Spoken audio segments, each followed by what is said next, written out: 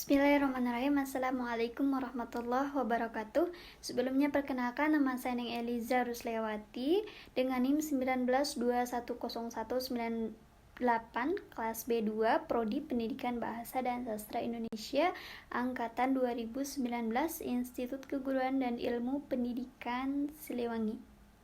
Tujuan saya membuat video ini yaitu salah satunya untuk memenuhi salah satu tugas pada mata kuliah studi wacana, yaitu membuat sebuah video analisis tentang sebuah kalimat yang bisa disebut dengan wacana dalam konteks kehidupan sehari-hari. Sebelum ke contoh analisisnya, di sini saya akan menjelaskan terlebih dahulu apa itu wacana. Jadi, wacana adalah kesatuan makna antar kontemporer bahasa di dalam suatu struktur bahasa yang terkait dengan konteks. Kesatuan struktur di dalam wacana bersifat abstrak sehingga membedakannya dari segi teks, tulisan, bacaan, tuturan, atau inskripsi dalam pengertian yang sama. Langsung saja kita ke contohnya ya teman-teman. Nah, di sini yang pertama yang sering kita gunakan dalam kehidupan sehari-hari. Misal, pagi. Dijawab lagi, pagi. Seharusnya itu adalah kata-kata yang biasa kita ungkapkan kepada teman-teman atau orang-orang terdekat lah ya. Tapi seharusnya harus bagaimana gitu kalimat yang kita ucapkan. Harusnya itu selamat pagi juga. Nah, untuk dipersingkat biasanya orang-orang menggunakan kata pagi seperti itu. Nah, misal kuliah jam berapa, analisis wacana, lalu dijawab 7. Harusnya bagaimana? Harusnya dilengkapi sebuah kalimatnya, yaitu misal kuliah jam berapa, analisis wacana, kemudian dijawab 7. Nah, bagaimana harusnya? Harusnya dilengkapi ya sebuah kalimatnya. Jadi dijawabnya seperti ini. Masuknya jam 7 pagi. Nah, seperti itu. Kemudian apalagi? Misal kamu udah nyampe di kampus. Jawabnya iyo. Nah, apakah seperti itu? Itu bisa saja ya diungkapkan oleh orang-orang sekitar, tapi itu adalah kalimat sehari-hari. Nah, bagaimana kalau misalkan kalimat yang seharusnya kita ucapkan ketika ada pertanyaan seperti itu? Maka harusnya ya, saya sudah di kampus. Jadi, nah, itu sebagian kecil contoh dari wacana lisan. Beda lagi kalau misalkan contoh dalam wacana tulis. Nah, kalau wacana tulis seperti ini banyak sekali dijumpai di iklan, kemudian di stasiun kereta api, di pasar swalayan, dan di jalan. Contoh-contoh katanya seperti apa sih? Misal, 1, pintu keluar.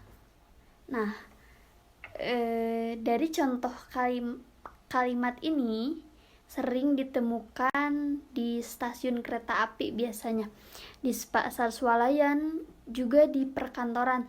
Tulisan ini menyatakan bahwa jika Anda ingin keluar dari ruangan atau gedung ini, ikutilah jalan ini.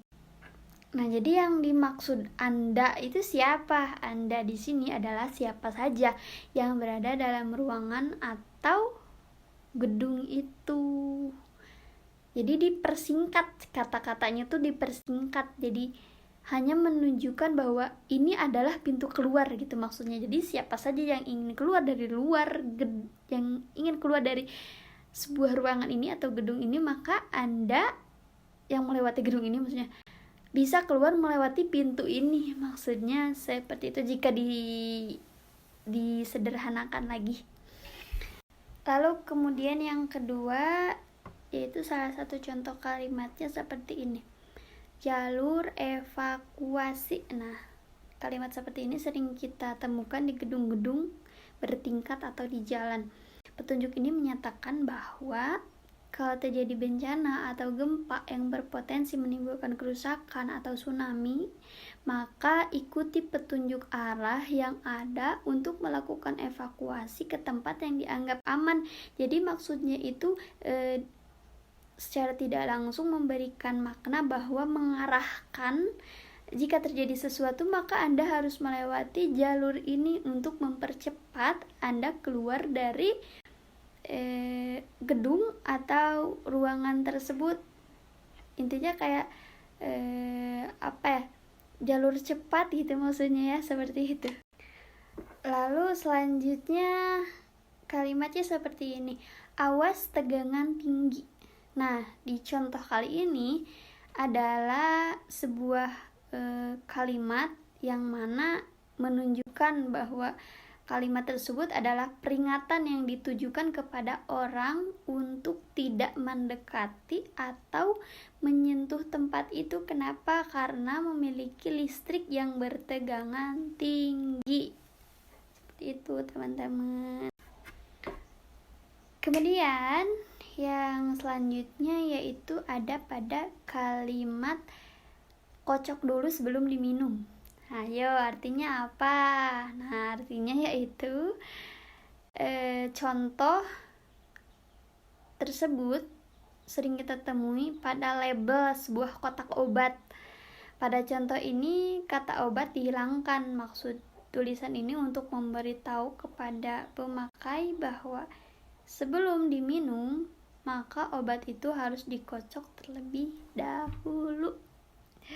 Jadi seperti dipersingkat gitu si kalimatnya tuh. Nah, kemudian yang terakhir ada pada kalimat yang sering kita temukan di sebuah warung kelontongan ataupun toko. Tulisannya seperti ini, ada gas.